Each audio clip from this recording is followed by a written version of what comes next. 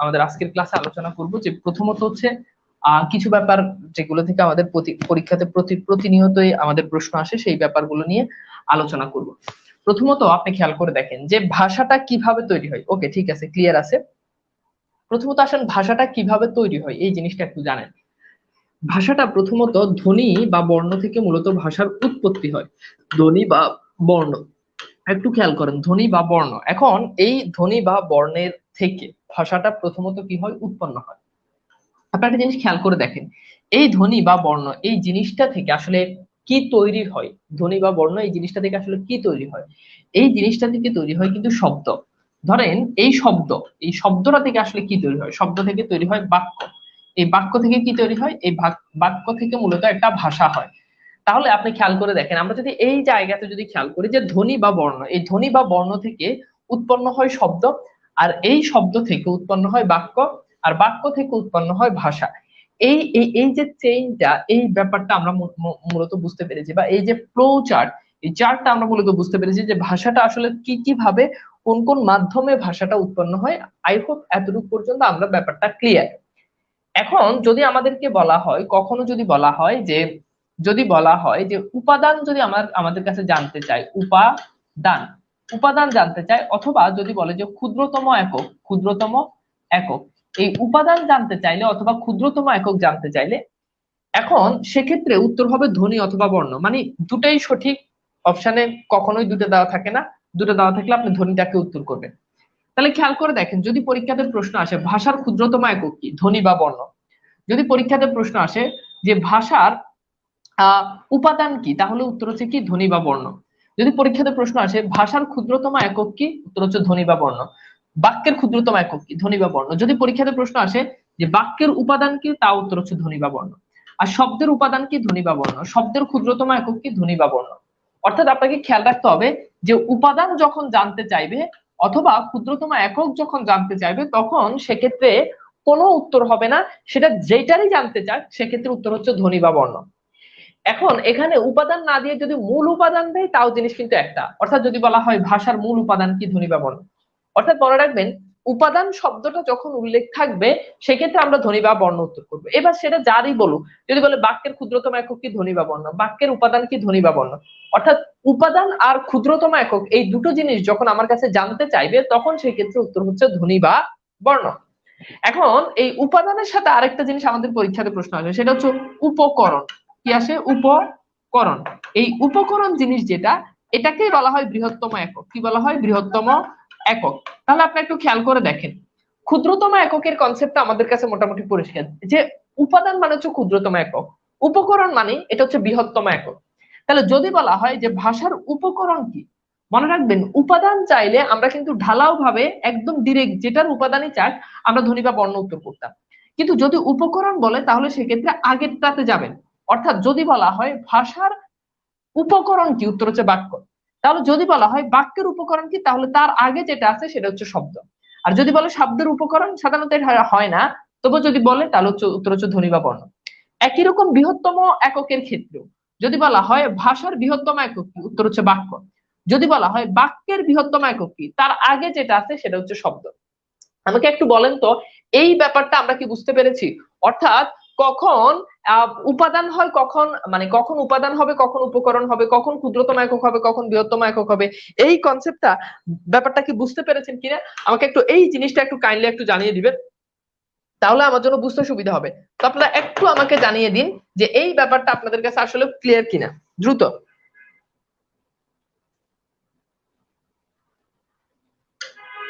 দ্রুত একটু জানিয়ে দিবেন।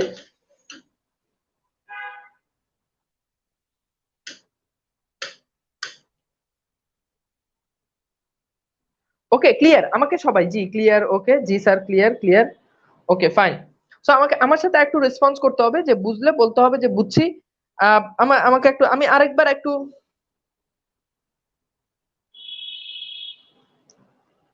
ওকে। তাহলে খেয়াল করে দেখেন, আমি আরেকবার একটু বলে দিচ্ছি। অর্থাৎ আপনার কাছে যদি উপাদান জানতে চাই, ধ্বনি বা বর্ণ। যদি ক্ষুদ্রতম একক জানতে চাই, ধ্বনি বা বর্ণ। যদি উপকরণ জানতে চাই, তাহলে সেক্ষেত্রে আপনাকে আগের স্টেপ করে আগাতে হবে, মানে একটা একটা করে আগাতে হবে। ঠিক আছে, এইবার আসেন, এই চার্টের পরে আমরা যে জিনিসটা শিখবো সেটা হচ্ছে, আপনি খেয়াল করে দেখেন, এখানে এই যে এই জিনিসটা, এই তিনটা পয়েন্ট আপনাকে একটু মনে রাখতে হবে। আমরা জানি যে উপাদান বললে সেক্ষেত্রে ধ্বনি বা বর্ণ হয়, কিন্তু যদি বলা হয় মৌলিক উপাদান, যদি বলা হয় মৌলিক উপাদান, এই মৌলিক উপাদান বললে তখন উত্তর হচ্ছে শব্দ। অর্থাৎ যদি বলা হয় ভাষার,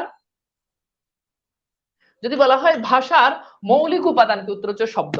যদি বলা হয় ভাষার প্রাণ কি, উত্তর হচ্ছে বাক্য। যদি বলা হয় ভাষার ইট কি, সেক্ষেত্রে উত্তর হচ্ছে শব্দ। অর্থাৎ এই তিনটা পয়েন্ট আপনি একটু বিশেষভাবে মনে রাখবেন, যে ভাষার মৌলিক উপাদান শব্দ, যদি বলা হয় ভাষার প্রাণ, উত্তর হচ্ছে বাক্য, যদি বলা হয় ভাষার ইট, উত্তর হচ্ছে শব্দ। তাহলে খেয়াল করে দেখেন, এই তিনটা পয়েন্ট আমার মনে হয় যে আপনারা ক্লিয়ার বুঝতে পেরেছেন। এই তিনটা পয়েন্ট আপনাকে একটু মনে রাখতে হবে। অর্থাৎ ভাষার মৌলিক উপাদান বললে শব্দ, ভাষার প্রাণ বাক্য, আর যদি বলা হয় সেটা হচ্ছে কি, সেটা হচ্ছে ইট। ওকে, আচ্ছা এইবার আসেন, কিছু কিছু মানুষ আছে এরা না বুঝলে প্রথমত বলতে হবে যে ভাইয়া বুঝি নাই, আরেকবার একটু বুঝান। এরা এতটাই অলস, এরা অপেক্ষা করে আর কে বুঝে নাই, সে যখন কমেন্ট করবে বুঝি নাই, তখন আমি কমেন্ট করব বুঝি নাই। একজন যখন বুঝি নাই কমেন্ট করে, এরপরে মানে প্রথম দিকে কারো বুঝি নাই এই কমেন্টটা কারো আসে না। একজন যখন বলবে যে বুঝি নাই, এরপর আর কিছু কিছু আছে সবাই বলে বুঝি নাই। এত মানে নিজের ব্যক্তিত্ব নাই নিজের।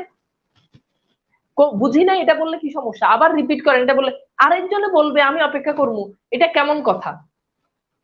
আমি বুঝলাম না বিষয়টা। গতকাল নোট অ্যাপ্রুভ করছি, ইয়ে করা, নোট আপলোড দিয়েছেন, করা হবে। সবাই নোট দিয়ে রাখবেন, করা হবে। আপনার কাজ নোট দেওয়া। আমি আরেকবার একটু রিপিট করতেছি, ধ্বনি বা বর্ণ, এরপর হচ্ছে শব্দ, এরপর হচ্ছে বাক্য, এরপর হচ্ছে ভাষা। তো এই জিনিসটা থেকে যদি আমাদেরকে জানতে চাই উপাদান অথবা ক্ষুদ্রতম একক, এই দুটো জিনিসের যদি জানতে চাই, তাহলে সেক্ষেত্রে সহজ কথা ধ্বনি বা বর্ণ উত্তর হবে, শেষ কথা। উপকরণ যদি জানতে চাই, বৃহত্তম একক যদি জানতে চাই, সেক্ষেত্রে আপনাকে ভাষাটা জানলে তার আগেরটা বলবেন, বাক্যটা জানলে তার আগেরটা, অর্থাৎ যেটা জানতে চাইবে তার আগেরটা বললে উত্তর হয়ে যাবে, শেষ।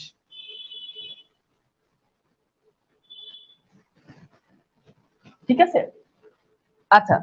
তো আমার মনে হয় ব্যাপারটা আপনারা ধরতে পেরেছেন। এইবার আমাদের এই পয়েন্টটা মোটামুটি ক্লিয়ার। এইবার আসলে আমরা একটু 32তম বিসিএস আসা এই প্রশ্নটা একটু সলভ করি, যে ভাষার ক্ষুদ্রতম একক কি? বর্ণ, শব্দ, অক্ষর, ধ্বনি। এই প্রশ্নটার উত্তর আমি কিন্তু বলে দিয়েছি। দেখেন যে ভাষার ক্ষুদ্রতম একক কি। তো আমরা আসি, আমরা এই প্রশ্নটা একটু সলভ করি। প্রশ্নটা এসেছে 32তম বিসিএস। ভাষার মূল উপাদান ধ্বনি বলেছে, ভাষার মূল উপাদান ধ্বনি, কিন্তু মৌলিক বললে সেক্ষেত্রে উত্তর হবে শব্দ। তার মৌলিক উপাদান ধ্বনি বা বর্ণ কেন নয়? কারণ মৌলিক মানে যেটা মূল থেকে এসেছে। তো মূলটা হচ্ছে কি, ফ্লো চার্টটা আপনি যদি খেয়াল করেন তাহলে ফ্লো চার্টে দেখবেন যে প্রথমত হচ্ছে ধ্বনি, ঠিক আছে? তো ধ্বনি থেকে আসে কিন্তু শব্দ। তাহলে মৌলিক মানে হচ্ছে মূল থেকে যেটা তৈরি, তাহলে মূল থেকে তৈরি হচ্ছে শব্দ। এই জন্য মৌলিক বললে ধ্বনি হয় না, শব্দ হয়। আচ্ছা ফাইন, ফাইন। সো আমরা আমাদের উত্তর ক্লিয়ার। আমরা জানি যে এখানে উত্তর হবে কি, এখানে উত্তর হবে ধ্বনি। ওকে, তো ধ্বনি বা বর্ণ দুটোই হয়, কিন্তু অপশনে যখন ধ্বনি থাকবে তখন সেটা বেস্ট অ্যান্সার। ওকে, সো এই ব্যাপারটা আমার মনে হয় যে আমরা মোটামুটি আমাদের সবার কাছে এই ব্যাপারটা ক্লিয়ার। ওকে, আসেন এইবার আমরা একটু আলোচনা করি স্বরধ্বনি নিয়ে। আমরা বাংলায় আমাদের যে ধ্বনিগুলো রয়েছে, এই ধ্বনিগুলোকে আমরা দুই ভাগে ভাগ করি। কয় ভাগে ভাগ করি? এই ধ্বনিগুলোকে সাধারণত আমরা দুই ভাগে ভাগ করি। একটু খেয়াল করবেন, এদিকে অ্যাটেনশন প্লিজ। তো প্রথমত আমরা ধ্বনিগুলোকে যে ভাগে ভাগ করি সেটা হচ্ছে যে ধ্বনিগুলোকে আমরা প্রথমত স্বরধ্বনি একটাকে বলে, আরেকটাকে ব্যঞ্জন ধ্বনি বলি। এখন স্বরধ্বনিকে আমরা গঠনগত দিক থেকে দুই ভাগে ভাগ করি। এই যে দেখেন যে গঠনগত ভাবে আমরা স্বরধ্বনিকে কয় ভাগে ভাগ করি? দুই ভাগে ভাগ করি। তার ভিতরে ক, সেটা হচ্ছে কি, সেটা হচ্ছে মৌলিক স্বরধ্বনি। আর দুই নাম্বার যেটা অর্থাৎ খ যেটা, সেটা হচ্ছে যৌগিক স্বরধ্বনি। সেটা কি বলেন? সেটা হচ্ছে যৌগিক স্বরধ্বনি। তাহলে গঠনগত ভাবে আমরা স্বরধ্বনিকে দুই ভাগে ভাগ করি, একটা হচ্ছে মৌলিক স্বরধ্বনি আর একটা হচ্ছে যৌগিক স্বরধ্বনি। এখন একটা জিনিস খেয়াল করে দেখেন, প্রথমত মৌলিক স্বরধ্বনি মানে কি? অর্থাৎ যেই স্বরধ্বনিটাকে আপনার ভাঙতে পারবেন না বা যেই স্বরধ্বনিটাকে আপনার বিশ্লেষণ করতে পারবেন না, সেটা মৌলিক স্বরধ্বনি। আচ্ছা খেয়াল করে দেখেন, যে স্বরধ্বনিকে বিশ্লেষণ করা যায় না তাকে মৌলিক স্বরধ্বনি বলে। তাহলে যৌগিক স্বরধ্বনি কি? যৌগিক স্বরধ্বনি হচ্ছে যেই স্বরধ্বনিকে আপনি বিশ্লেষণ করতে পারবেন, যেই স্বরধ্বনিকে কি করতে পারবেন? বিশ্লেষণ করতে পারবেন, সেটা যৌগিক স্বরধ্বনি। আচ্ছা আসেন, তো বাংলায় এরকম 7টি ধ্বনি রয়েছে যেই ধ্বনিগুলোকে আপনি বিশ্লেষণ করতে পারবেন না। তাহলে এই 7টাকে বলা হয় কি? এই 7টাকে বলা হয় মৌলিক স্বরধ্বনি। এক নজরে একটু দেখিনি এই 7টা কি কি। যেমন সরেয়, সরেয়া, রসই, রসৌ, এ, ও, এ। এখন প্রশ্ন হচ্ছে ভাই, এই যে ধ্বনিটা যে আপনি যে বললেন, এই ধ্বনিটা এটা এটা কি? এটা তো আমরা কখনো দেখি নাই। দেখেন, আমরা বলতেছি মৌলিক স্বরধ্বনি, তো ধ্বনির লিখিত রূপ থাকবে থাকবে এটা কিন্তু বাধ্যতামূলক না। লিখিত রূপ থাকে বর্ণের। সুতরাং যদি বলা হয় মৌলিক স্বরবর্ণ, অর্থাৎ যদি মৌলিক স্বরধ্বনি না বলে যদি বলা হয়, ধরেন আমার পরীক্ষাতে প্রশ্ন এলো যে মৌলিক স্বরবর্ণ, যখন আমার পরীক্ষাতে প্রশ্ন আসবে মৌলিক স্বরবর্ণ, সেক্ষেত্রে উত্তর করব 6টা। অর্থাৎ এইটা তো কোনো বর্ণ না। 30টা বর্ণের ভিতরে কি আপনি এই বর্ণটা পান? সরি, 50টা বর্ণের ভিতরে কি এই বর্ণটা পান? পান না। তবে এটা বর্ণ না। তাহলে যদি বলা হয় মৌলিক স্বরধ্বনি, উত্তর 7। কিন্তু যদি বলা হয় মৌলিক স্বরবর্ণ, সেক্ষেত্রে উত্তর হচ্ছে 6। আশা করি ব্যাপারটা বুঝতে পেরেছেন। এখন প্রশ্ন হচ্ছে ভাই, এই যে অ্যা ধ্বনিটা আছে এটা কোথায় প্রয়োগ হয়? এটা সাধারণত যে আমরা অ্যাডভোকেট লিখি, হ্যাঁ, আসে, কিন্তু ধ্বনিটা আমরা সাধারণত মানে উচ্চারণে আসে, কিন্তু বর্ণ হিসাবে এটা নাই। তাহলে খেয়াল করে দেখেন, মৌলিক স্বরধ্বনি কয়টা? 7টা। মৌলিক স্বরবর্ণ কয়টা? উত্তর হচ্ছে 2টা। মৌলিক স্বরবর্ণ কয়টা? উত্তর হচ্ছে 2টা। ঠিক আছে। আচ্ছা, এইবার এখানে স্লাইড গুলো আপলোড দিলে ভালো হয়। স্লাইড গুলো তো আপলোড দেওয়ার জিনিস না। স্লাইড কি আপলোড দেওয়ার জিনিস? স্লাইড তো ক্লাস নেওয়ার জিনিস। দুই জিনিস। আপনার তো আপনার পড়ার জন্য তো পিডিএফ দিলামই ভাই, পিডিএফ এ কি এই জিনিসগুলো নাই? পিডিএফ এ তো এই জিনিসগুলো আছে। তাহলে স্লাইড কি আপলোড দেওয়ার জিনিস? স্লাইড তো স্লাইড, এটা ক্লাস নেওয়ার জিনিস। প্রত্যেকটা জিনিসের একটা ব্যবহার আছে। এটা কি আপলোড দেওয়ার জিনিস? এটা তো, এটা একটা টিচারের স্লাইড। এটা কি মানে আপলোড দেওয়ার জিনিস? এটা কি স্টুডেন্টদের দেওয়ার জিনিস? আপনারা দেওয়ার জিনিসটা আপনারা দিলামই, পিডিএফ আপনাকে দিয়ে দিলাম ক্লাসের।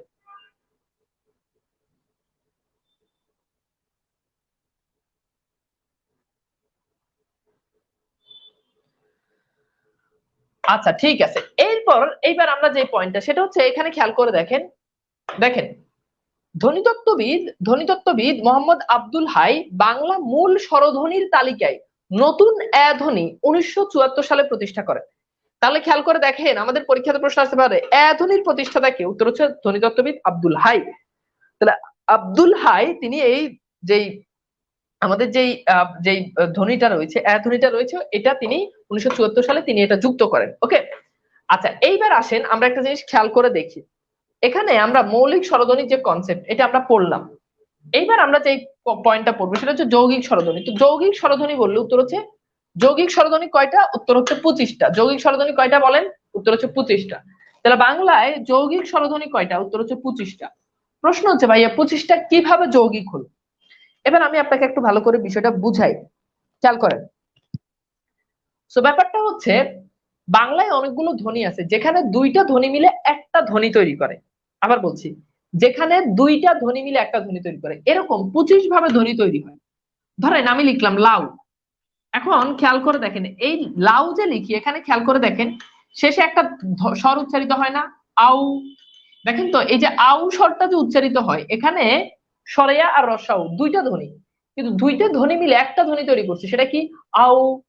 এই যে আউ ধ্বনিটা, এই ধ্বনিটা দুইটা ধ্বনি কিন্তু একটা ধ্বনি তৈরি করছে। এরকম দুইটা বর্ণ মিলে যখন একটা ধ্বনি তৈরি করে, তখন সেটাকে বলা হয়, সেটা হচ্ছে যৌগিক ধ্বনি। ধরেন আমি লিখলাম শিউলি, খেয়াল করেন, শিউলি। এখন খেয়াল করে দেখেন তো, এই শিউলির ভিতরে দেখেন শি, ইউ, এই যে দেখেন ইউ, দেখেন এখানে দুইটা স্বরবর্ণ, কিন্তু দুইটা স্বরবর্ণ মিলে একটা স্বর তৈরি করেছে। এইভাবে 25 রকম স্বর বাংলায় তৈরি হয়। অর্থাৎ দুইটা বর্ণ মিলে এরকম 25 ভাবে স্বর তৈরি করে, বিধায় বাংলায় যৌগিক স্বরধ্বনির সংখ্যা 25। কয়টি? 25টি। কিন্তু মনে রাখতে হবে যে বাংলায় তো মৌলিক স্বরধ্বনির সংখ্যা 25টা হলেও যদি বলা হয় যৌগিক স্বরবর্ণ, সেক্ষেত্রে উত্তর হচ্ছে 2টা। কোন 2টা? একটা হচ্ছে ওই, আর একটা হচ্ছে ও। কারণ এই দুইটার লিখিত রূপ আছে 50টা বর্ণমালা, 50টা বর্ণের মধ্যে এই দুটা বর্ণ কিন্তু আছে ভাই, আছে না? আছে। এই জন্য এগুলোকে বলা হয়, এগুলো হচ্ছে কি? এগুলো হচ্ছে যৌগিক স্বরবর্ণ, কারণ এই দুটা লিখিত রূপ আছে। এখন এগুলো যৌগিক কিভাবে আপনি খেয়াল করে দেখেন। যখন আপনি ওই আবার ও লিখলে, এটার বিশ্লেষণ কি? স্বরীয় যোগ রসাউ, ও। তাহলে খেয়াল করে দেখেন, দুইটা বর্ণ মিলে যখন একটা বর্ণ তৈরি করে এবং সেটা যখন লিখিত রূপ আছে, তখন অবভিয়াসলি সেটা হচ্ছে যৌগিক স্বরবর্ণ। আর ওই যে 25টা আছে, লিখিত রূপ নাই বিধায় বলা হয় যৌগিক স্বরধ্বনি। ওকে। আমাকে একটু বলেন তো, এই কনসেপ্টটা ক্লিয়ার কিনা? আমাকে একটু বলেন তো এইটার ব্যাপারটা আপনার কাছে পরিষ্কার কিনা, এইটার ব্যাপারটা আপনার কাছে ক্লিয়ার কিনা?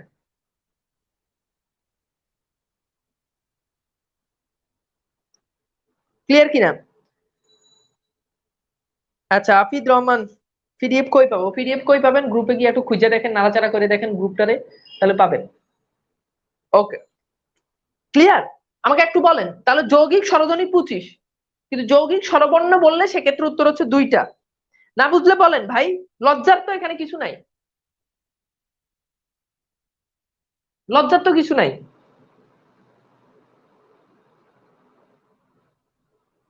ওকে, আরেকবার একটু বলে দিচ্ছি।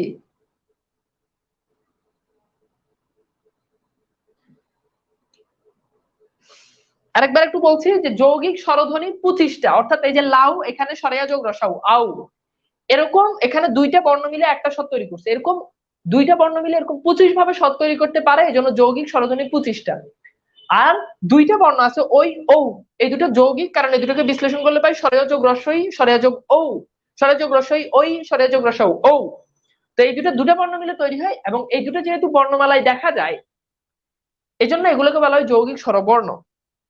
এই জন্য এগুলো, ওকে সবাই ক্লিয়ার? ফাইন, ঠিক আছে।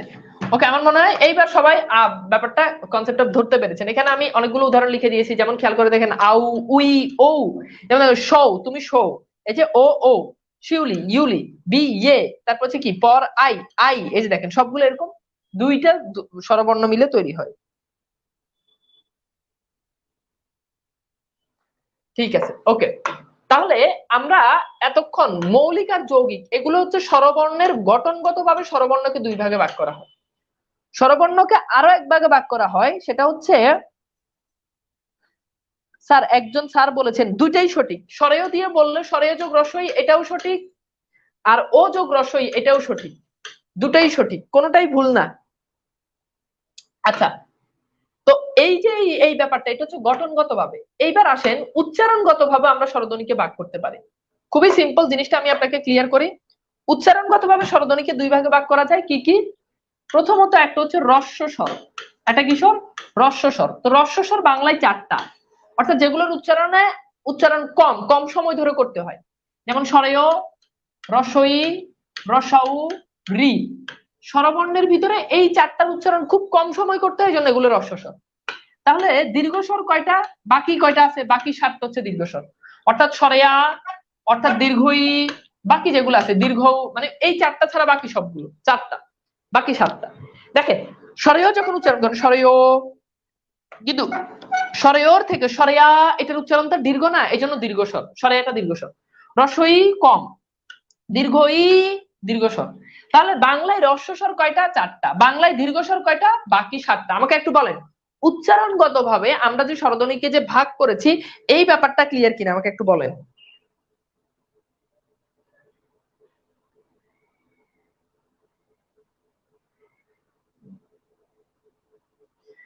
ক্লিয়ার? আমাকে একটু বলেন তো ক্লিয়ার কিনা।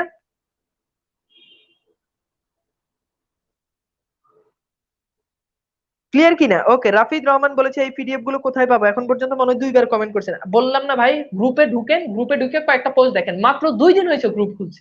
এখন কি গ্রুপে কি হাজার হাজার পোস্ট এমন কিছু? তো গ্রুপে ঢুকে একটু দেখেন না, দেখলেই তো পারবেন। মনে হচ্ছে শ্বশুর বাড়িতে আসলে মানুষ যেরকম রুম থেকে বাইর হয় না, এদের অবস্থাটা হচ্ছে এরকম। গ্রুপে ঢুকে দেখলে কি হয়েছে, দুনিয়ার আজেবাজে সব সাইডে ঢুকে যায়, খালি আমাদের গ্রুপে ঢুকতে এদের সমস্যা, গ্রুপে ঢুকতে এদের লজ্জা লাগে। তো গ্রুপে আমরা কি এমন কাম করি যে এদের গ্রুপে ঢুকতে লজ্জা লাগে? তারা গ্রুপে ঢুকে দেখে না, দেখলেই তো হয়, রুটিন দেওয়া হয়, সবকিছু দেওয়া হয়। ডেলি অন্তত একবার ঢুকি না, ডেলি 2বার গ্রুপটাতে ঢুকে দেখি কোন জিনিস আপডেট আসছে কিনা। কি একটা অবস্থা ভাই, কাদেরকে পড়াই জিনিসগুলো? তো মানে বাচ্চা পোলা পাই না যে আমাকে এই জিনিসগুলো বারবার বলতে হবে, একই জিনিস বারবার রিপিট করা লাগে। দীর্ঘটা আরেকবার বুঝেন, মানে এই 4টার উচ্চারণের তুলনায় বাকি যে 7টা আছে, যেমন সরেয়া, যেমন দীর্ঘই, যেমন দুর্গাউ, ওই, ও, ও, এইগুলোর উচ্চারণটা সাধারণত এগুলো থেকে উচ্চারণটা দীর্ঘ হয়, দীর্ঘ সময় হয়। সরেয় শেষ, সরেয়া দেখেন দীর্ঘ উচ্চারণ, রসই দীর্ঘই দীর্ঘ উচ্চারণ, এই জন্য এগুলো দীর্ঘ স্বর, এই 4টা রস্য স্বর। দীর্ঘস্বর 7টা কি কি? আরে ভাই বারবার বলছি যে এই 4টা ছাড়া বাকি যেই 7টা স্বরবর্ণ আছে এগুলো হচ্ছে দীর্ঘস্বর।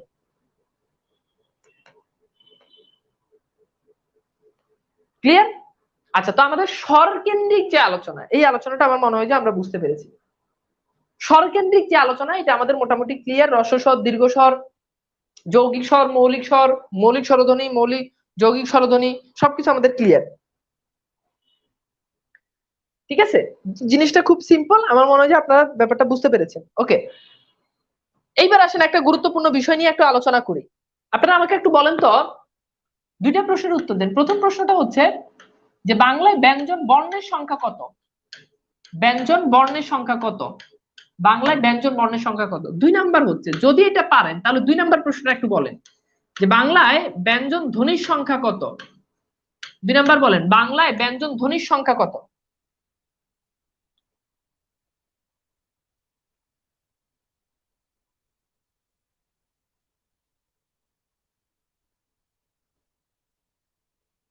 বলেন দ্রুত,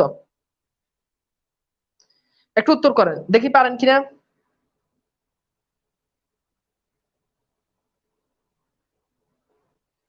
দ্রুত। ওকে, ওকে, আশিকুর উত্তর করেছে, রাফিয়া উত্তর করেছে, আখিমনি উত্তর করেছে। Good, very good. Ah very good. Nusrat Jahan Jerin উত্তর করেছে, সাদিয়া উত্তর করেছে। Very good, very good. Okay, very good. হ্যাঁ, এইবার আসেন, আমাদের এখন মাথাটা অনেকে নষ্ট হয়ে যাবে। প্রথমত হচ্ছে ব্যঞ্জন বর্ণের সংখ্যা কত? আমরা সবাই জানি 39, কিন্তু ব্যঞ্জন ধ্বনির সংখ্যা কত? উত্তর হচ্ছে 30। এখন প্রশ্ন হচ্ছে ভাইয়া, ব্যঞ্জন বর্ণ আর ব্যঞ্জন ধ্বনির ভিতরে পার্থক্য কি? এখানে 39 হলেও এখানে কেন 30? তো ব্যাপারটা একটু জটিল আছে। এই জিনিসটা হয়তো মানে ব্যঞ্জন ধ্বনি সংখ্যা 30 এটা হয়তো অনেকে জানেন না, এবং জানলেও এই ব্যাপারটার ভিতরে পার্থক্য অনেকে জানেন না। প্রথমত ব্যঞ্জন বর্ণ 39, এটাতে কোনো ডাউট নাই, কারণ 39টা বর্ণের ফিজিক্যাল স্ট্রাকচার আছে, ক, খ, ঘ, গ, প্রত্যেকটা দেখতে আলাদা, এই জন্য ব্যঞ্জন বর্ণের সংখ্যা 39। ফাইন। কিন্তু ব্যঞ্জন ধ্বনির সংখ্যা কয়টা? 30টা। সেক্ষেত্রে প্রশ্ন হতে পারে ভাইয়া 9টা কোথায় গেল?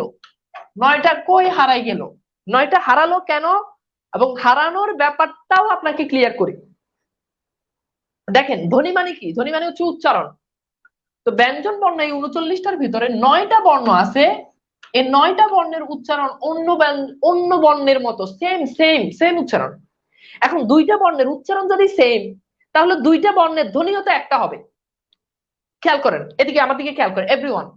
বারবার বললেন ভাই বুঝি নাই বুঝি নাই বুঝি নাই, কিন্তু আমি যে আপনাকে এখন যে জিনিসটা বুঝাবো, যে এই জিনিসটা আপনি যদি ভালো করে একবার বুঝেন আপনার আর বোঝা লাগবে না। খেয়াল করেন, আমি লিখলাম, ধরেন আমি লিখলাম জ, আবার লিখলাম বর্গীয় জ। দেখেন তো এই দুটো জয়ের উচ্চারণ সেম না? কথা বলেন, উচ্চারণ সেম? সেম উচ্চারণ ভাই। এখন 2টা বর্ণ, এখানে বর্ণ কয়টা বলেন? এখানে বর্ণ কয়টা? 2টা। বর্ণ কয়টা? 2টা। কিন্তু এখানে ধ্বনি উচ্চারণ কয়টা? একটা। 2টার উচ্চারণ কি আলাদা আলাদা না একটা? একটা একটা। কয়টা? একটা। এখন উচ্চারণ যদি একটা হয় তাহলে এখানে ধ্বনি কি 2টা? না, এখানে ধ্বনি একটা। এখানে ধ্বনি কয়টা? একটা। তাহলে এখানে বর্ণ কয়টা? 2টা। এখানে ধ্বনি কয়টা? একটা। ভালো করে বুঝেন। আবার আমি লিখলাম মূর্ধন্য ন, আমি লিখলাম দন্ত ন। বর্ণ কয়টা? 2টা, কিন্তু 2টার উচ্চারণ এক না? ধরেন আপনি লিখলেন রণ, এখন আপনি যদি এটা লেখেন সেম উচ্চারণ। আবার রণ আপনি যদি মূর্ধন্য ন দেন সেম উচ্চারণ। তাহলে 2টার বর্ণ কয়টা? 2টা। ধ্বনি কয়টা? একটা। ব্যাপারটাকে বুঝতে পেরেছেন? আবার আমি লিখলাম অনুস্বার, আমি লিখলাম উ, ধরেন আমি রং লিখলাম রং, এভাবেও লিখলাম এভাবেও লিখলাম, দেখেন সেম উচ্চারণ না? তাহলে বর্ণ কয়টা এখানে? 2টা। তাহলে ভাইয়া ধ্বনি কয়টা এখানে? একটা। কয়টা ধ্বনি? একটা। কারণ এরকম 9টা বর্ণ আছে যে 9টা বর্ণের উচ্চারণ অন্য বর্ণের সাথে মিলে যায়, যেটা 2টা বর্ণ কিন্তু ধ্বনি একটা, উচ্চারণ একটা, এই জন্য ধ্বনি একটা। এরকম 9টা বাদ পড়ে গিয়েছে, সেই 9টা কি কি আপনাদেরকে দেখাচ্ছি। তার আগে বলেন এই ব্যাপারটা ক্লিয়ার কিনা, অর্থাৎ কিভাবে বাংলায় ব্যঞ্জন বর্ণ 39টা হলো, ব্যঞ্জন ধ্বনির সংখ্যা কিভাবে 30টা হলো, এই কনসেপ্ট আপনার কাছে ক্লিয়ার কিনা আমাকে একটু বলেন তো।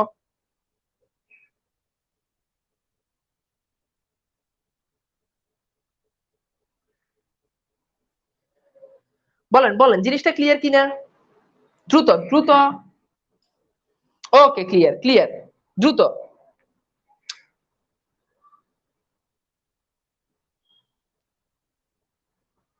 Clear? Okay fine, everyone okay clear, good, very good. এইবার আসেন যে বর্ণগুলোর কথা আপনাদেরকে বললাম, এই জিনিসটা আমি আপনাদেরকে একটু বুঝাই, এই জিনিসটা আপনাদেরকে একটু বুঝাই। এই যে এখানে খেয়াল করে দেখেন, এখানে এই স্লাইডে এই জিনিসটা খুব সুন্দর করে দেওয়া আছে যে দেখেন মূর্ধন্য ন এটা ধ্বনি প্লাস এটা বর্ণ, কিন্তু মূর্ধন্য ন এটা কেবল বর্ণ, অর্থাৎ এটা ধ্বনি হিসাবে এটা আসে না এরকম। তো দেখেন এরকম এই মূর্ধন্য ন ঝ উ ই এগুলো আ দিয়ে বর্ণ মানে রিপ্লেস করা যায়, যেমন মেয়া। আবার এই যে শেষে মি আ একই উচ্চারণ, এই দুইটা এই মূর্ধন্য স খণ্ডত্ব। আবার দেখেন ত আর খণ্ডত্ব একই জিনিস, তাহলে বসার মূর্ধন্য স অনুসার। তো এটা আপনাদের জানার দরকার নেই, জাস্ট আপনাদেরকে দেখানোর জন্য আর কি, যে আসলে মানে ঘটনাটা আসলে কিভাবে ঘটছে এই জিনিসটা দেখানোর জন্য। ওকে, তো আমার মনে হয় এই ব্যাপারটা আপনাদের কাছে ক্লিয়ার। ওকে, আসেন এই ব্যাপারটা ক্লিয়ার হলে আমরা কিছু প্রশ্ন সমাধানে চলে যাই। তো প্রশ্নটা হচ্ছে থানা মাধ্যমিক শিক্ষা কর্মকর্তা 2017 বাংলা স্বরধ্বনিতে কয়টি রস্বস্বর আছে? সলভ করেন। বাংলা স্বরধ্বনিতে কয়টা রস্বস্বর আছে? দ্রুত প্রশ্নটা সলভ করেন। বাংলা স্বরধ্বনিতে কয়টা রস্বস্বর আছে? মানে কোন নয়টা ভাই, এটা জানা আপনার জন্য ইম্পর্টেন্ট না। আপনি খালি আপনার পরীক্ষাতে কখনো আসবে না কোন নয়টা, আপনার পরীক্ষাতে আসবে স্বর বর্ণের সংখ্যা কত, ব্যঞ্জন বর্ণের সংখ্যা কত, ব্যঞ্জন ধ্বনির সংখ্যা কত। ওকে, দ্রুত সলভ করেন, দ্রুত সলভ করেন এটা এই প্রশ্নটা। থানা মাধ্যমিক শিক্ষা কর্মকর্তা 2017।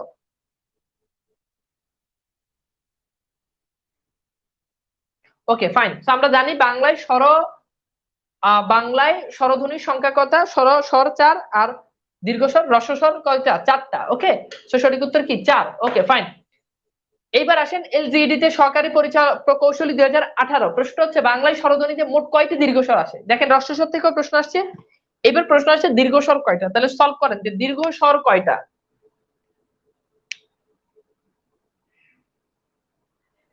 সবাই একটু নিয়মিত নোট করেন এবং নোটগুলো একটু গ্রুপে দিয়েন দয়া করে। ওকে বলেন, বাংলা স্বরধ্বনিতে মোট কয়টা দীর্ঘ স্বর আছে? বাংলা স্বরধ্বনিতে মোট কয়টা দীর্ঘ স্বর আছে? বাংলা স্বরধ্বনিতে মোট কয়টা দীর্ঘ স্বর আছে?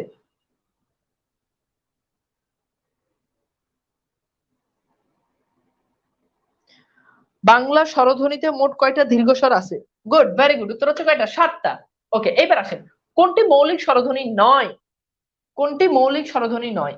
খেয়াল করেন এই প্রশ্নটা আমি আপনাকে একটু বলি, কোনটি মৌলিক স্বরধ্বনি, সরি নয় না, সরি আমি ভুল বলছি প্রশ্নটা, কোনটি মৌলিক স্বরধ্বনি, অর্থাৎ মৌলিক স্বরধ্বনি কয়টা মনে আছে? মৌলিক স্বরধ্বনি 7টা। দেখেন তো ওই 7টার ভিতরে এখানে কোনটা আছে? ওই 7টার ভিতরে এখানে কোনটা আছে? মৌলিক 7টার ভিতরে এখানে কোনটা আছে? তো একদম ইজি প্রশ্ন, আমার মনে হয় যে আপনারা মানে পারার মতো উত্তর করার মতো একটা প্রশ্ন। আমাকে একটু বলেন তো এই প্রশ্নটা আপনার কাছে কতটুকু ক্লিয়ার?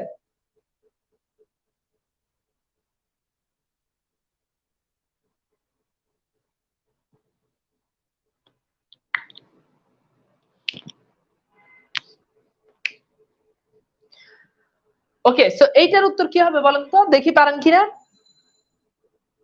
এইটার উত্তর, গুড, ভেরি গুড, এটার উত্তর হচ্ছে এইটা। ওকে, ওই 7টার ভিতরে এটা ছিল। ওকে, সো এইটা হচ্ছে আমাদের রাইট অ্যান্সার। আচ্ছা এইবার আসেন কোন দুটি স্বরধ্বনি নয়, কোন দুটি মূল স্বরধ্বনি নয়। আচ্ছা এখন মূল স্বরধ্বনি মানে কি, মানে সহজ কথা বললে মূল স্বরধ্বনি নয় এটার মানে হচ্ছে কোন দুটাকে বিশ্লেষণ করা যায়, কোন দুটাকে আপনি বিশ্লেষণ করতে পারবেন। সহজ কথা হচ্ছে এটা, মূল স্বরধ্বনি নয় মানে মানে যৌগিক আর কি, বা কোন বিশ্লেষণ করা যায় এমন কোনটা। তো মূল স্বরধ্বনি নয়, দ্যাটস মিন কোনটাকে, কোন দুইটাকে আপনি বিশ্লেষণ করতে পারবেন। আসেন এই প্রশ্নটা একটু সলভ করেন। এই প্রশ্নটা এসেছে প্রাক প্রাথমিক সহকারী শিক্ষক 2015। দ্রুত, good, very good, very good, সবার উত্তর সঠিক হচ্ছে।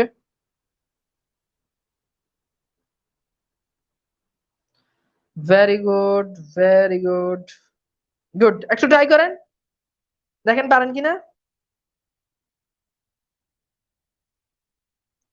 ওকে, এরিনা উত্তর করেছে, সুমাইয়া আশা উত্তর করেছে, আব্দুর রাফি আপন উত্তর করেছে, জিনাত উত্তর করেছে, তানভীর রাহাত উত্তর করেছে, সুদীপ্ত সরকার উত্তর করেছে, গুড, ভেরি গুড, মিশকাতুল জান্নাত উত্তর করেছে, স্বপ্নের রায় উত্তর করেছে, Abiba. Okay, good, very good.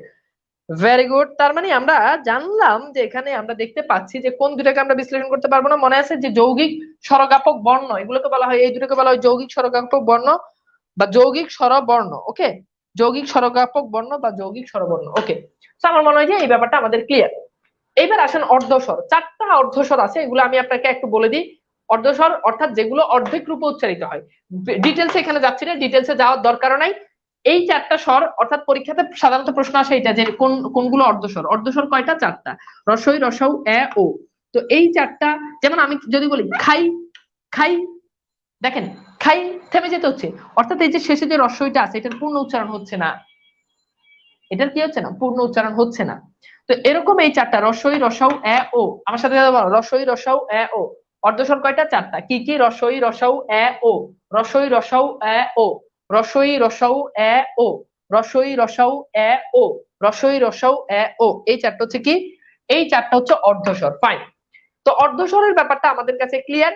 এইবার আমরা এখন যে পয়েন্টটাতে আলোচনা করব, এই পয়েন্টটা খুবই ইম্পর্টেন্ট, খেয়াল করেন। এখন আমরা যে বিষয়টা আলোচনা করবো সেটা হচ্ছে ক থেকে ম পর্যন্ত এখানে মোট বর্ণ আছে 25টা। এই 25টাকে বলা হয় বর্গীয় বর্ণ। আবার বণিক চৌধুরীর বইতে এগুলোতে স্পর্শ বর্ণ বলা হয়েছে, যদিও নতুন বোর্ড বই অনুযায়ী স্পর্শ বর্ণ 20টা। তো এইটা একটা বিতর্কিত বিষয়, এজন্য আমি এই প্রসঙ্গটা স্কিপ করতেছি যে স্পর্শ বর্ণ আসলে কয়টা হবে। তো এখন আর এই ধরনের প্রশ্নগুলো আসবেও না। 20টা অপশনে থাকলে 25টা থাকবে না, 25টা অপশনে থাকলে 20টা অপশনে থাকবে না। ঠিক আছে? এখন এই 25টা বা 20টা, আমরা আমাদের আলোচ্য বিষয় হচ্ছে ক থেকে ম পর্যন্ত এই 25টা বর্ণ নিয়ে আমাদের আলোচনা। তো খেয়াল করেন, আমি একটু এই বর্ণগুলো একটু লিখি। ক, খ, গ, ঘ, ঙ। আচ্ছা, এরপর খেয়াল করেন চ, ছ, জ, ঝ, ই। এরপর দেখেন ট, ঠ, ড, ঢ, মূর্ধন্য ণ, ত, থ, দ, ধ, দন্ত ন, প, ফ,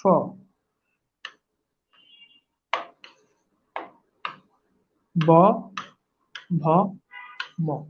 ওকে, আচ্ছা।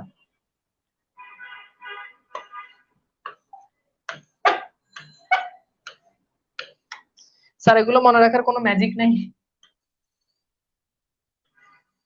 ব্যাকরণ ম্যাজিকের জিনিস না, ব্যাকরণ বুঝে বুঝে পড়ার জিনিস। আমার কাছে কোনো ম্যাজিক নেই, আমি বুঝে বুঝে পড়াই। তো যারা বুঝে বুঝে পড়তে পারেন তারাই ক্লাস করবেন এবং উপকৃত হবেন। ওকে, এটা ব্যাকরণ, এটা আপনার সাহিত্য না যে আপনি ছন্দ দিয়ে মুখস্থ করে ফেলবেন। হ্যাঁ, ছন্দ টন্দ দিয়ে মুখস্থ করতে পারেন, কিন্তু আলটিমেট দেখবেন যে আবার ভুলে গেছেন। ওকে, এইবার আসেন। আচ্ছা আচ্ছা, ভুল লেখছি নাকি? যত আগে হবে। ও আচ্ছা আচ্ছা, সরি সরি, ঝ ঝ। ঠিক আছে, দুঃখিত।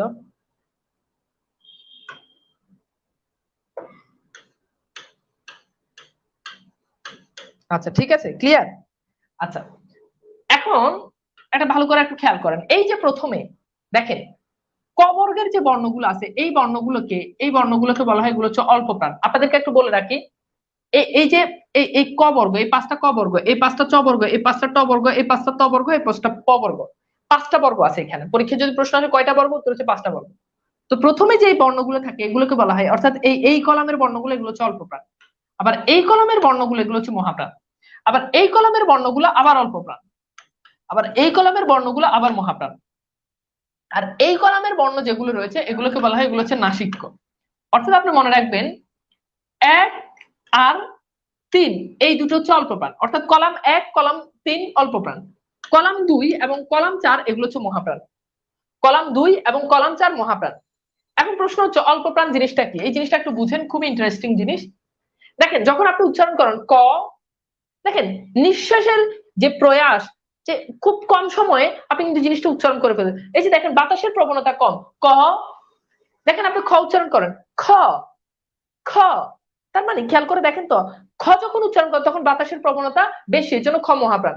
আবার দেখেন গ, দেখেন অল্প প্রাণ, ঘ বাতাসের প্রবণতা বেশি, আবার মহাপ্রাণ। এই জিনিসটা আমি আপনাকে আরো ইজিলি ব্যাপারটা বুঝাইতে পারি। যেমন সাপোজ আপনি খেয়াল করে দেখেন, খুব মনোযোগ দেন, সর্বোচ্চ মনোযোগটা এখন এখানে দেন। ধরেন এটা একটা টাকা, এখন দেখেন আমি এই ক উচ্চারণ করব, দেখেন আমি এই ক উচ্চারণ করব, এই যে দেখেন ক, দেখেন ক ক, মুখ দিয়ে বাতাস খুব কম বের হচ্ছে, টাকাটা কিন্তু নড়তেছে না। দেখেন এবার আমি সবগুলো উচ্চারণ করতেছি, ক খ, দেখেন এই যে খেয়াল করেন একদম এই যে ক খ, ক খ, দেখেন এই যে যখন খ উচ্চারণ করছি তখন টাকাটা কিন্তু পড়ে যাচ্ছে। আবার দেখেন এই যে চ ছ, দেখেন চ ছ, আবার দেখেন ট ঠ, ট ঠ, ত থ, ত থ।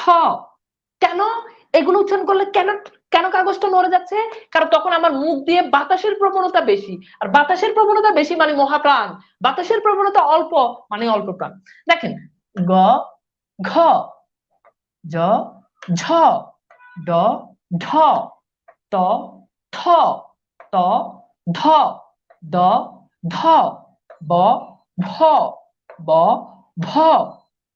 বুঝছেন? তাহলে অল্প প্রাণ প্রথম কলাম, ক চট তপ এগুলো অল্প প্রাণ, এবার মনে রাখবেন ক চট তপ অল্প প্রাণ, ক ছোট তপ অল্প প্রাণ। আবার দেখেন খ ছোট তপ মহাপ্রাণ, আবার দেখেন গ ছোট তপ অল্প প্রাণ, গ ছোট তপ মহাপ্রাণ, ক ছোট তপ খ ছোট তপ আমরা এইভাবে মুখস্থ করছিলাম। ঠিক আছে, আমাকে একটু বলেন অল্প প্রাণ মহাপ্রাণের এই ব্যাপারটা আমার মনে হয় যে ক্লিয়ার, যে এই জিনিসগুলো আসলে কিভাবে কাজ করে, কোনটা অল্প প্রাণ কোনটা মহাপ্রাণ। এইবার একটা জিনিস খেয়াল করে দেখেন, খুব গুরুত্বপূর্ণ বিষয়, সেটা হচ্ছে এই যে প্রথম যে দুই কলামের বর্ণগুলো আছে, এই দুই কলামের বর্ণগুলো এগুলোকে বলা হয় এগুলো হচ্ছে অঘোষ। কেন এগুলোকে অঘোষ বলে? কারণ এগুলো উচ্চারণের সময় আপনার এই যে স্বরতন্ত্রটা কাঁপে না, অঘোষ মানে কাঁপে না। যখন স্বরতন্ত্রটা কাঁপে না, যেমন দেখেন ক খ, দেখেন এই জায়গাতে কিন্তু খুব কাঁপে না, ক খ, ক খ, ছ ছ, ট ঠ। কিন্তু এই তিন কলাম যে আছে, এই তিন কলামের বর্ণগুলোকে বলা হয় এগুলো হচ্ছে ঘোষ বর্ণ। ঘোষ মানে কি? ঘোষ মানে হচ্ছে কাঁপে। দেখেন আপনি এখানে একটু হাত রাখেন, ঘ ঘ, দেখেন হালকা কেঁপে উঠে আমাদের স্বরতন্ত্র, গ ঘ, ঝ ঝ, ঢ ঢ, দেখেন হালকা কেঁপে উঠে। এই জন্য এই বর্ণগুলো এগুলো হচ্ছে ঘোষ বর্ণ। তাহলে প্রথম দুই কলাম এগুলো অঘোষ, শেষের তিন কলাম এগুলো ঘোষ। প্রথম কলাম অল্প প্রাণ, দ্বিতীয় কলাম মহাপ্রাণ, তৃতীয় কলাম অল্প প্রাণ, চতুর্থ কলাম মহাপ্রাণ, পঞ্চম কলাম নাসিক্য বর্ণ। তাহলে বর্গীয় বর্ণগুলোর ভিতরে নাসিক্য বর্ণটা আমরা পাই পাঁচটা, উ ইয় দন্তন মূর্ধন্য ম। নাসিক্য মানে কি? যেগুলো উচ্চারণের সময় আমাদের শ্বাসবায়ু নাকের উপর আঘাত করে, বা যেগুলো উচ্চারণের সময় নাক দিয়ে বাতাস বের হয়, উ উ, দেখেন নাকের সাথে বাধাপ্রাপ্ত হচ্ছে, ইয় উ ইয়। ঠিক আছে, তাহলে জিনিসটা কিন্তু খুব সিম্পল, জিনিসটা খুব সিম্পল। অল্প প্রাণ মহাপ্রাণ ঘোষ অঘোষ নাসিক্য, এই কনসেপ্টটা আমার মনে হয় যে ক্লিয়ার। এইবার আমাকে বলেন এই চারটা ক্লিয়ার কিনা? এই চারটা থেকে পরীক্ষাতে প্রশ্ন আসবে, এই চারটা থেকে পরীক্ষাতে প্রশ্ন আসবে। এখন দেখেন পরীক্ষাতে প্রশ্ন আসতে পারে, ধরেন আমার পরীক্ষাতে প্রশ্ন এলো যে এই প্রশ্নটা একটু সলভ করেন। প্রশ্নটা হচ্ছে নিচের কোনটি, নিচের কোনটি ঘোষ মহাপ্রাণ, নিচের কোনটি ঘোষ মহাপ্রাণ। প্রশ্নটা হচ্ছে এমন, নিচের কোনটি ঘোষ মহাপ্রাণ? ক, অপশন ক, খেয়াল করেন, অপশন ক উ, অপশন খ ক, খেয়াল করেন অপশন গ খ, তারপর আমার শেষ অপশন সেটা হচ্ছে ঝ। এইবার আসেন প্রশ্ন সলভ করেন, নিচের কোনটি ঘোষ মহাপ্রাণ, সরি ঘোষ মহাপ্রাণ না, এটা হবে অঘোষ মহাপ্রাণ। নিচের কোনটি অঘোষ মহাপ্রাণ? প্রশ্ন সলভ করেন, নিচের কোনটি অঘোষ মহাপ্রাণ, নিচের কোনটি অঘোষ মহাপ্রাণ? প্রশ্ন সলভ করেন, নিচের কোনটি অঘোষ মহাপ্রাণ, নিচের কোনটি অঘোষ মহাপ্রাণ? বুঝে উত্তর করেন, অঘোষ মহাপ্রাণ।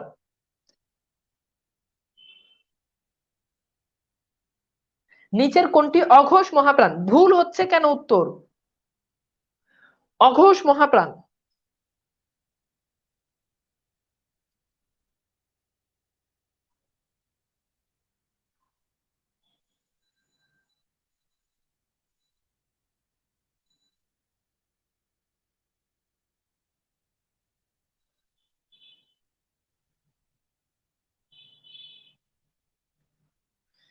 আচ্ছা, নাসিম হাসান বলেছে এর আগে এসব মুখস্থ করতে করতে জীবন শেষ, আর আজকে মাত্র 1 মিনিটে ক্লিয়ার হয়ে গেল। আর আব্দুল্লাহ হোসেন বলেছে এগুলোও অনেক আগেরই নিয়ম, জানা না থাকলে এরকমই হয়। আব্দুল্লাহ হোসেন, আপনার জানা থাকলে আপনারা কেউ কোর্সে ভর্তি হতে বলছে? এটা এটা কেমন কথা ভাই? একটা মানুষ সে না জানতেই পারে, আপনি জানতেই পারেন, তাই বলে এই রিপ্লাই দিয়ে আপনি জানেন, এটা তো মানুষকে জানানোর দরকার নেই। বিনয়ী হতে হবে, ঠিক আছে? সব জায়গায় জানলে, যারা জানে তাদের বৈশিষ্ট্য হচ্ছে তারা চুপ থাকে। তো আপনি আরেকজনের রিপ্লাই দিতেছেন যেগুলো অনেক আগেরই নিয়ম, না জানলে এমনই হয়, এটা কেমন রিপ্লাই? সে জানতে নাই পারে, তার কাছে এই জিনিসটা আজকে হয়তো নতুন শিখতে পারে, তার কাছে ভালো লাগতে পারে এই জিনিসটা, আপনি তাকে অ্যাপ্রিসিয়েট করবেন। তা না আপনি তারা বলছেন যে এগুলো অনেক আগেরই নিয়ম। তো এটা ঠিক না। মানে আপনি জানেন আর সে জানে না, দুটোর ভিতরে পার্থক্য এটা হওয়া উচিত যে আপনি চুপ থাকেন, আপনার ব্যবহার তার থেকে অনেক নমনীয়। আপনার ব্যবহার যদি উদ্যত হয় তাহলে আপনি আসলেই কিছু জানেন না। জানলেই মানুষ হওয়া যায় না, বুঝছেন? এই জিনিসটা মানে ব্যক্তিত্ব অর্জন, এটা খুব বড় একটা বিষয়। সবাই জানে শয়তানও কিন্তু পৃথিবীর সবচেয়ে জ্ঞানী মানুষদের ভিতরে অন্যতম ছিল শয়তান, কিন্তু সে কিন্তু মানুষের কাছে, আমাদের কাছে শয়তান নামে পরিচিত, সমাদৃত না। ঠিক আছে? সো জানলেই হবে না, জানাটার জানেন এই ব্যক্তিত্ব অর্জন করতে হবে। ওকে, আসেন। আচ্ছা, এইবার খেয়াল করেন, প্রশ্নটা এমন ছিল, প্রশ্নটা ছিল যে, প্রশ্নটা হচ্ছে যে প্রথমত হচ্ছে অঘোষ বলেছি, এরপর হচ্ছে মহাপ্রাণ বলেছি। তাহলে অঘোষ বললে, অঘোষ তার মানে এই দুই কলামের হবে। এখন বলেছি মহাপ্রাণ, তার মানে এই মহাপ্রাণ এগুলোর ভিতরে আছে। তো এগুলোর ভিতরে একমাত্র ক্ষয়, এটাই হচ্ছে আমাদের রাইট অ্যান্সার, যে অঘোষ মহাপ্রাণ। ওকে, এইটা তার মানে আমাদের সঠিক উত্তর হবে এইটা, এইটা। ঠিক আছে? সো আমাদের খটা যেটা আছে, অর্থাৎ আমাদের এই সি নাম্বার অপশন যেটা, এটা আমাদের রাইট অ্যান্সার। ঠিক আছে? এটা আমাদের রাইট অ্যান্সার। ওকে, সো এই টাইপ আমাদের পরীক্ষাতে কিন্তু মানে প্রশ্ন আসতেই পারে, আমাদের পরীক্ষাতে প্রশ্ন আসতেই পারে। ঠিক আছে? এবং আমি যখন সলভ করব তখন জিনিসটা আরো ক্লিয়ার হয়ে যাবে। ঠিক আছে? ওকে, আমি যখন জিনিসটা আপনাকে আরো ইয়ে করব তখন আরো ক্লিয়ার হয়ে যাবে। ওকে, আসেন এবার আমরা কিছু বর্ণ সম্পর্কে একটু জানি। প্রথমত, পরাশ্রয়ী বর্ণ কয়টা? পরাশ্রয়ী, এই পরাশ্রয়ী বর্ণ বাংলায় তিনটা। কয়টা? তিনটা। কি কি? একটা হচ্ছে বিসর্গ, অনুস্বার, আর একটা হচ্ছে চন্দ্রবিন্দু। অর্থাৎ এই এই এই এই এই এই এই যে বর্ণ, তিনটা বর্ণ আছে, এই তিনটা বর্ণ অন্যের আশ্রয় ছাড়া কখনো ব্যবহৃত হতে পারে না। তো এই তিনটা বর্ণ, এগুলো সবসময় অন্যের আশ্রয় নিয়ে ব্যবহৃত হয়, বিধায় এগুলোকে বলা হয়, এগুলো হচ্ছে কি, এগুলো হচ্ছে পরাশ্রয়ী বর্ণ। তাহলে পরীক্ষায় যদি প্রশ্ন আসে যে পরাশ্রয়ী বর্ণ কয়টা, উত্তর করবো আমরা তিনটা।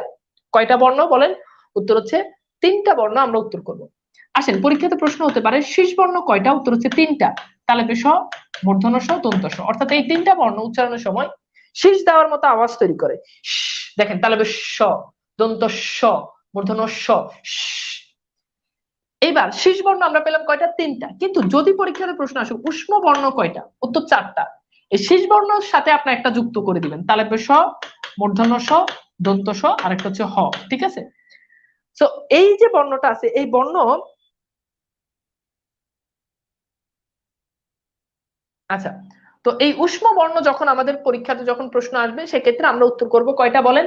উত্তর হচ্ছে চারটা। উষ্ম বর্ণ চারটা, অর্থাৎ এই বর্ণগুলো উচ্চারণের সময় আমাদের মুখনিসৃত আওয়াজটা গরম বাতাস বের হয়। ঠিক আছে? এরপর আসেন, কম্পন জাত বর্ণ কয়টা? কম্পন, এই কম্পন জাত বর্ণ একটা, র। দেখেন, উচ্চারণের সময় কম্পনের মতো আওয়াজ তৈরি করে, র, র। ওকে, আচ্ছা, এরপর আসেন পার্শ্বিক বর্ণ কোনটা? পার্শ্বিক বর্ণ বললে উত্তর হচ্ছে র, সরি, পার্শ্বিক বর্ণ বললে উত্তর হচ্ছে ল। পার্শ্বিক বর্ণ কোনটা? উত্তর হচ্ছে ল। ঠিক আছে? তো এটা কি বর্ণ ভাই? তো খন্ডত, খন্ডতে পরা পরা বিসর্গ, অনুস্বার, চন্দ্রবিন্দু। খন্ডতে এটা কি বর্ণ? এটা হচ্ছে তয়ের খণ্ডরূপ। এবং কি বর্ণ? নতুন বইয়ের শীষ দুইটা না, অ্যাকচুয়ালি শীষ বর্ণ তিনটা, কিন্তু শীষ ধ্বনি দুইটা। কেন শীষ ধ্বনি দুইটা মনে আছে? কারণ ওই যে মূর্ধন্য ষ এর উচ্চারণ তালব্য শ দিয়ে হয়, মূর্ধন্য ষ কিন্তু কোনো ধ্বনি না। এই জিনিসটাই বলেছে, ভুল বুঝলে হবে না। ঠিক আছে? আচ্ছা, তো তাহলে খেয়াল করে দেখেন, পরাশ্রয় বর্ণ তিনটা, শীষ বর্ণ তিনটা, এরপর দেখেন উষ্ম বর্ণ চারটা, কম্পন বর্ণ একটা, আর পার্শ্বিক বর্ণ একটা, তারণ বর্ণ দুইটা। তারণ জাত বা তারণ বর্ণ, তারণ জাত বর্ণ দুইটা, ঢ শূন্য ড, ঢ শূন্য ড। ঠিক আছে? এই তিনটা হচ্ছে কি, তারণ জাত বর্ণ। ওকে, আমাকে একটু বলেন তো, এই ব্যাপারটা আপনাদের কাছে কি ক্লিয়ার?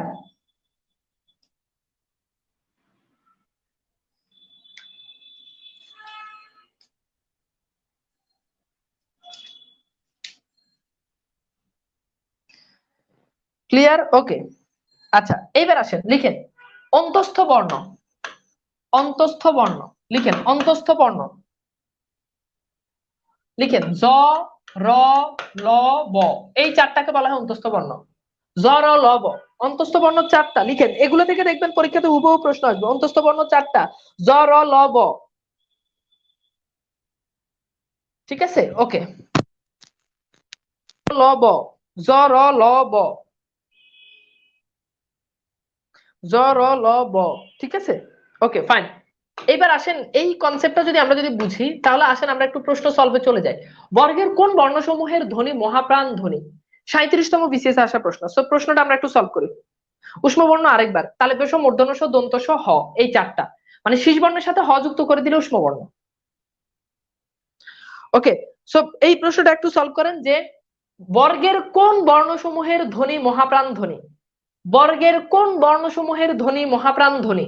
বর্গের কোন বর্ণসমূহের ধ্বনি মহাপ্রাণ ধ্বনি? বর্গের কোন বর্ণসমূহের ধ্বনি মহাপ্রাণ ধ্বনি? আচ্ছা, উষ্ম ধ্বনি তিনটা দেওয়া আছে, উষ্ম বর্ণ বলছি ভাই। উষ্ম ধ্বনি বললে তো তালে পেশ আগেই বাদ যাবে, তালে পেশ তো আমরা ধ্বনি হিসাবে কাউন্টই করি নাই। কাজে এটা কিন্তু বলার অপেক্ষায় রাখে না।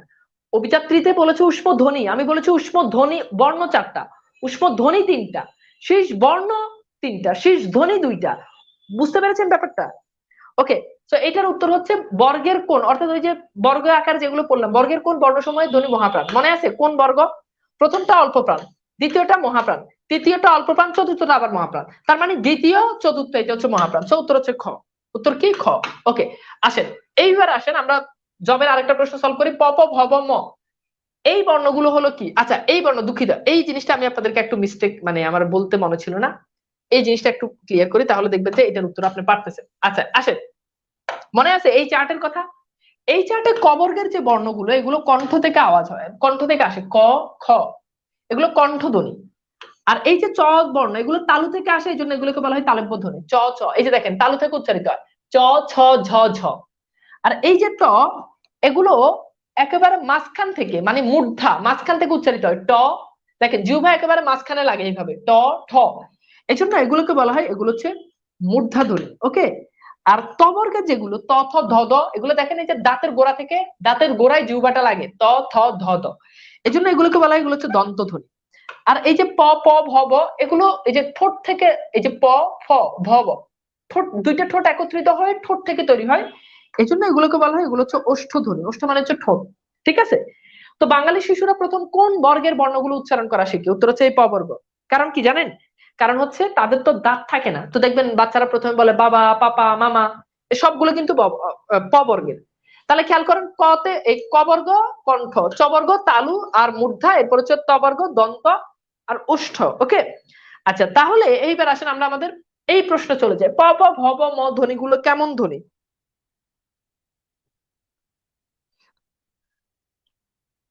হ্যাঁ, এবার মনে রাখবেন, কণ্ঠ, তালব্য, দন্ত, উষ্ঠ। আচ্ছা, কণ্ঠ, তালব্য, মূর্ধা, দন্ত, উষ্ঠ। অমিত দার বলেছেন, কিন্তু আপনি ওই মূর্ধাটা বলেন না আর কি। আচ্ছা, তো প, প, ভ, ব, এগুলো কি হবে বলেন?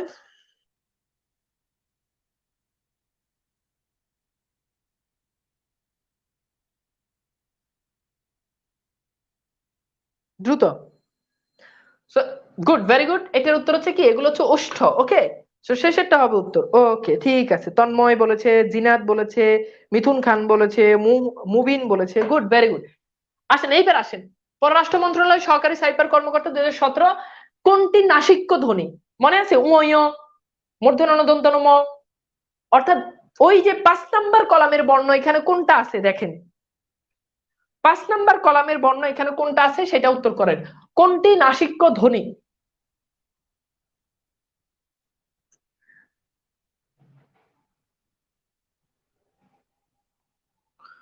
কোনটি নাসিক্য ধ্বনি?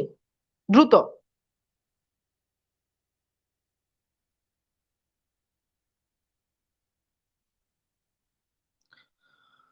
কোনটি নাসিক্য ধ্বনি কি হবে বলেন তো? গুড, ভেরি গুড, ওই যে উ, ই, দন্তন মূর্ধন্য ম। সো এখানে কি হবে? অবশ্যই উত্তর হবে ম। আচ্ছা আসেন, বিশ্ববিদ্যালয়ে আসা, খুলনা বিশ্ববিদ্যালয়ে আসা প্রশ্ন, পার্শ্বিক ব্যঞ্জন ধ্বনি কোনটা? কি হবে বলেন? পার্শ্বিক ব্যঞ্জন ধ্বনি কোনটা? কি উত্তর হবে? পার্শ্বিক ব্যঞ্জন ধ্বনি কোনটা?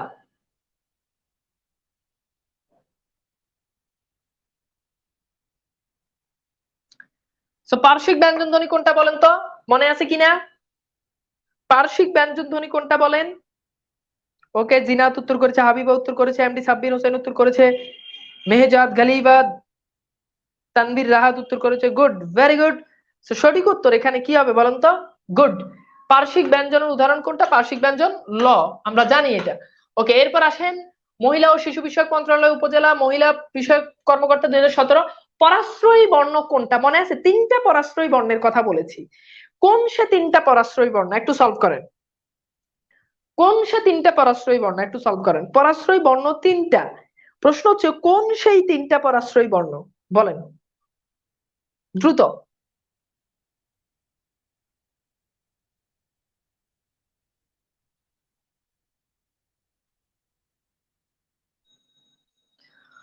ওকে, সো সঠিক উত্তর কি হবে বলেন তো? সঠিক উত্তর পরাশ্রয়ী বর্ণ এইটা, মনে আছে? বিসর্গ, অনুস্বার, চন্দ্রবিন্দু। ওকে, এইবার আসেন এখানে চারটা প্রশ্ন আমরা একটু সলভ করি। তো প্রথম প্রশ্ন, চাকরির বিশ্ববিদ্যালয়। প্রথম প্রশ্ন আপনারা 1 2 দিয়ে সলভ করবেন। প্রথম প্রশ্ন, বাংলা ভাষায় বর্ণের সংখ্যা কয়টা? দ্বিতীয় প্রশ্ন, বাংলায় মোট কার কয়টা? ওকে, এই কার এর ব্যাপারটা আগে সলভ করে তারপর আমরা প্রশ্নে যাই। প্রথমত হচ্ছে স্বরবর্ণের সংক্ষিপ্ত রূপকে বলা হয় কার। স্বরবর্ণ 11টা, কিন্তু কার আছে 10টা। যেমন দেখেন স্বরেয় যেটা আছে এটার কোনো কার চিহ্ন নাই, এই জন্য স্বরেয়কে বলা হয় নীলিন বর্ণ। কি বর্ণ? এটাকে বলা হয়, এটা হচ্ছে নীলিন বর্ণ। আর স্বরেয়া এটা দেখেন আকার আছে, রস্বই এটা দেখেন ইকার আছে, রস্বাউ এটা দেখেন উকার আছে, এভাবে প্রত্যেকটার কার আছে। তাহলে স্বরবর্ণ 11টা, কিন্তু কার আছে কয়টার? 10টা। কোনটার কার নাই? স্বরেয়। স্বরেয়াকে কি বলে? স্বরেয়কে বলা হয় নীলিন বর্ণ। কি বর্ণ? নীলিন বর্ণ। আচ্ছা, এইবার আসেন ব্যঞ্জন বর্ণের সংক্ষিপ্ত রূপকে বলা হয় ফলা। ব্যঞ্জন বর্ণ কয়টা? 39টা, কিন্তু ফলা আছে মোট 6টা। ফলা আছে কয়টা? 6টা। এই 6টাকে এভাবে মনে রাখতে পারেন, যমুনার বল। কি মনে রাখতে পারেন? যমুনার বল। ওকে, সো খেয়াল করে দেখেন, জফালা এইভাবে, মফালা যেমন আমরা যদি বলি আম্মা, এই যে দেখেন মফালা। আমি যদি বলি অন্ন, এই যে দেখেন নফালা। রফালা তো আছেই, যেমন আমি যদি বলি নম্র, রফালা। বফালা তো আছে, যদি বলি আব্বা। হ্যাঁ, যদি বলি আল্লাহ, তাহলে খেয়াল করে দেখেন এই যে লফালা। তো এইভাবে মনে হয়, জফালা যমুনার বল, জফালা মফালা নফালা রফালা বফালা লফালা। ওকে, সো আসেন এই ফলার ব্যাপারটা ক্লিয়ার। তাহলে 2 নম্বর প্রশ্ন হচ্ছে বাংলায় কার মোট কতটা। 3 নম্বর প্রশ্ন হচ্ছে বাংলায় স্পৃষ্ট ব্যঞ্জন কতটা। স্পৃষ্ট ব্যঞ্জন মানে হচ্ছে স্পর্শ ব্যঞ্জন, মনে আছে ওই যে 25টা, আগের বোর্ড বই অনুযায়ী 25টা এগুলো। তাহলে উত্তর করেন যে 25টার ভিতরে এখানে কোনটা আছে। 4 নম্বর প্রশ্ন হচ্ছে স্বরবর্ণের সংক্ষিপ্ত রূপকে কি বলা হয়। সব প্রশ্নগুলো সলভ করেন দ্রুত, প্রশ্নগুলো সলভ করেন দ্রুত এভরিওয়ান।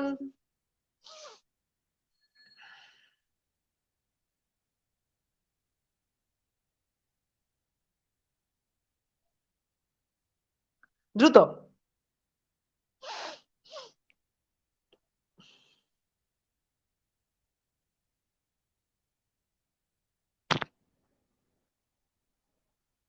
ওকে, তো চলেন আমরা একটু সলভ করি। বাংলা ভাষায় বর্ণের সংখ্যা কতটা? উত্তর হচ্ছে 50টা। স্বরবর্ণের সংক্ষিপ্ত রূপ কার? কার আছে 10টা। স্পৃষ্ট ব্যঞ্জন মানে 25টার ভিতরে একটাই আছে,